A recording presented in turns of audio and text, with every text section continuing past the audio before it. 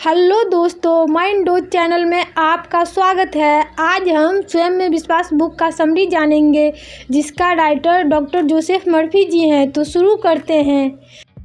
अनुशासित कल्पना मन की शक्ति है, जिसमें आपको विचारों को संसार के पर्दे पर प्रकट करने की क्षमता है। कल्पना वह शक्तिशाली औजार है जिसका इस्तेमाल वैज्ञानिक, कलाकारों, भौतिक शास्त्रियों, आविष्कारकों, वास्तुविदों और आध्यात्मिक लोगों ने किया है। जब संसार ने कहा यह असंभव है, इसे नहीं किया जा सकता, तो कल्पनाशील व्यक्ति ने कहा यह हो चुका है। अपनी कल्पना के दम पर आप वास्तविकता की गहराइयों को भेज सकते हैं और प्रकृति के रहस्य को उजागर कर सकते हैं। जिनके मन में दृश्य, चित्र और लक्ष्य है, वे जानते हैं कि सृजनात्मक शक्ति उनके मानसिक चित्रों पर प्रतिक्रिया करती है। वे अपने मानसिक चित्र को कायम रखते हैं। वे भावना में विकसित किए जाते हैं। भावना शक्ति का स्रोत है। परिणाम पाने के लिए हमें अपने मानसिक चित्रों को भावना से आवेशित करना चाहिए। अपने लक्ष्य या इच्छा को चेतना में ऊपर उठाएं, इसे उन्नत करें, इसके प्रति तहे दिल से समर्पित हो जाएं, इसकी प्रशंसा करें, अपने लक्ष्य को अपना ध्यान, प्रेम और निष्ठा प्रदान करें। कल्पना जब अनुशासित होती है तो इसके बदौलत आप समय और स्थान से मुक्त हो जाते हैं। यह आपको तमाम सीमाओं से ऊपर उठा देती है। आपकी अवधारणा या इच्छा को पहले व्यक्तिपरक होना होगा, उसके बाद ही यह वस्तुपरक हो सकती है। हम सही मानसिक नज़रिया तब विकसित करते हैं जब हमें एहसास हो जाता है कि कोई बाहरी चीज़ हमारी मानसिक सहमति के बिना हमें चोट नहीं पहुंचा सकती या विचलित नहीं कर सकती। बाहर से जो सुझाव आपकी ओर आता है उसमें कोई शक्ति नहीं है। शक्ति तो उसे आप तब देते हैं जब आप उसे अपने विचारों को नकारात्मक बनाने की अनुमति देते हैं। आप अपने विचार जगत के स्वामी हैं। भावनाएं विचार का अनुसरण करती है। अनुशासित, निर्देशित और नियंत्रित कल्पना के जरिए आप अपनी भावनाओं तथा अपने मानसिक नज़रिए के स्वामी बन सकते हैं। ईश्वर के बारे में आपकी असली अवधारणा सबसे महत्वपूर्ण होती है, क्योंकि यही आमतौर पर जीवन के बारे में आपके पूरे नज़रिए को तय करती है। ईश्वर के बारे में आपका सबसे प्रबल विचार जीवन का विचार है, क्योंकि ईश्वर ही जीवन है।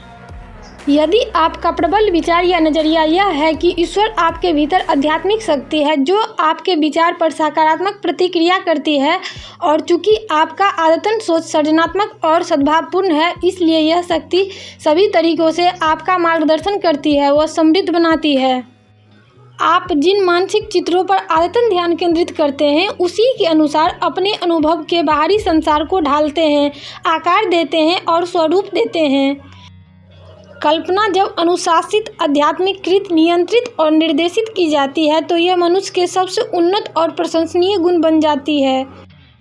आपके भीतर एक अभिकल्पकार, एक वास्तुविद और एक बुनकर है।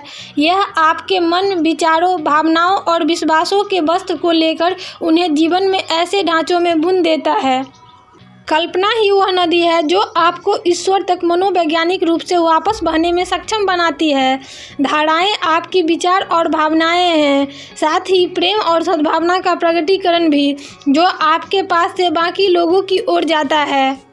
बाइबल के प्रकाशित होने के बहुत पहले प्राचीन बुद्धिमत्ता ने कहा था, जैसा कोई इंसान कल्पना करता है और महसूस करता है, वैसा ही बन जाता है। मनुष्य को ईश्वर की छवि और उसके समान बनाया गया है। इसका मतलब यह है कि आपका मन ईश्वर का मन है, क्योंकि सिर्फ एक ही मन है। आपकी आत्मा ईश्वर की आत्मा है, और आप ठीक उसी तरीके से और उसी नियम के जरिए सृजन करते हैं जिससे ईश्वर करता है। आपका व्यक्तिगत संसार यानी अनुभव, परिस्थितियाँ, स्थितियाँ, परिवेश, साथ ही आपका शारीरिक सेहत, आर्थिक अवस्था और सामाजिक छवि आदि आपकी ही मानसिक छवियों और चित्रों से बने हैं। समान ही समान को आकर्षित करता है। आपका संसार एक आईना है जो आपको विचारों, भावनाओं, विश्वासों और आंतरिक बातचीत के आपके आंतरिक संसार का प्रतिबिंब दिखा रहा है। आपके विचार के पीछे मन, आत्मा या ईश्वर है।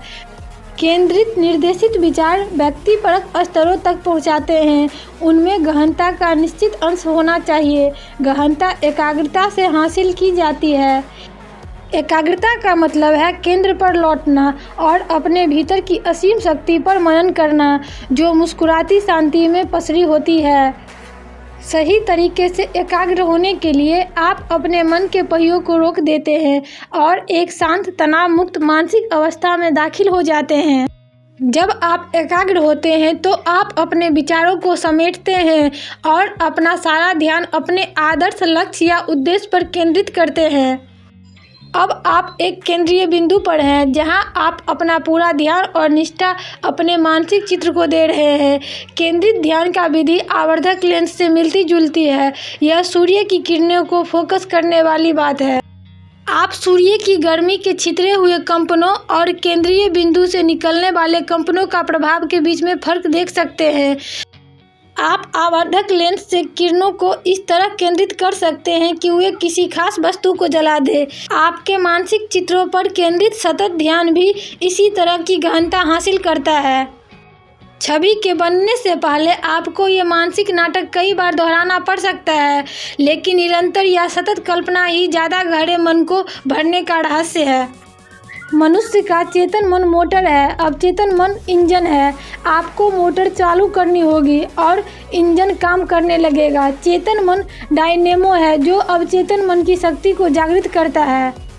अपनी स्पष्ट इच्छा, विचार या छवि को अपने ज़्यादा गहरे मन में पहुंचाने की दिशा में पहला कदम है।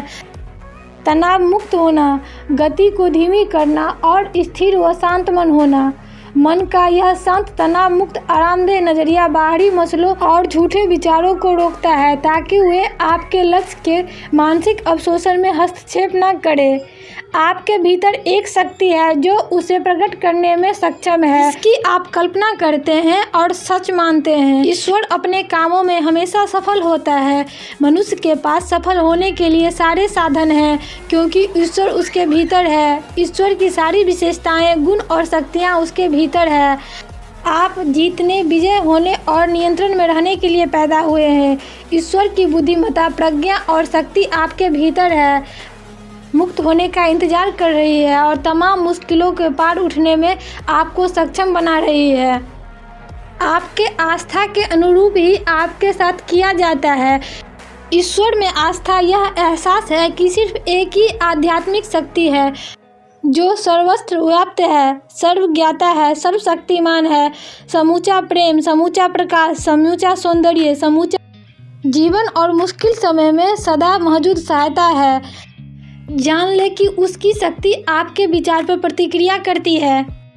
जब आपके पास एक निश्चित स्पष्ट विचार है कि आप क्या हासिल करना चाहते हैं, अपनी इच्छा की पूर्णता की स्पष्ट रूप से कल्पना करें। इस तरह आप अपने अवचेतन मन को काम करने के लिए कुछ निश्चित दे रहे हैं। अवचेतन मन वह फिल्म है जिस पर चित्र की छाप छूटती है। अवचेतन उस चित्र को विकसित करता है और उसे एक भौतिक वस्तु के रूप में आपकी ओर भेजता है।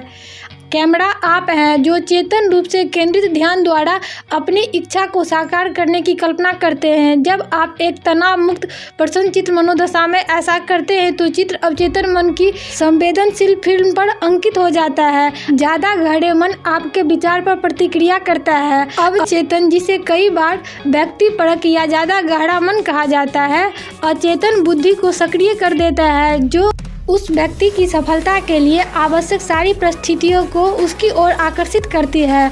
मनुष्य को खास ध्यान रखना चाहिए कि वह वही करे जो उसे बेहद पसंद है। जब आप अपने प्रयास में खुश होते हैं तो आप सफल होते हैं। इस तथ्य को स्वीकार करें कि आप में एक आंतरिक सृजनात्मक शक्ति है। इसे सकारात्मक विश्वास बना लें। यह असीम शक्ति आपके विचार पर प्रतिक्रिया करती है। इस सिद्धांत को जानने, समझने और लागू करने से शंका, डर और चिंता धीरे धीरे गायब हो जाता है। जब कोई मनुष्य असफलता के विचार पर ध्यान केंद्रित करता है तो असफलता का उसका विचार उसके जीवन में असफलता को आकर्षित करता है।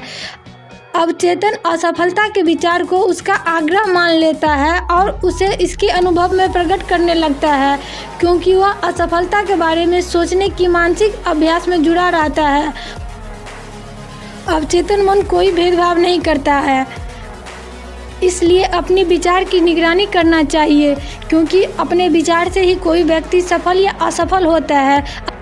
आपसे मेरा हम्बली रिक्वेस्ट है कि किताब पढ़िए। किताब पढ़ने से मानसिक विकास होता है। हो सकता है एक बार पढ़ने से कुछ समझ में ना आए, फिर से पढ़िए। किताबें लाइफ में बहुत वैल्यू ऐड करती है। थैंक यू सो मच जो आपने अपना बहुमूल्य समय दिया। इस बुक समरी में आपने क्या सीखा, कमेंट बॉक्स में ज़रूर शेयर कीजिए, हमें बहुत खुशी होगी।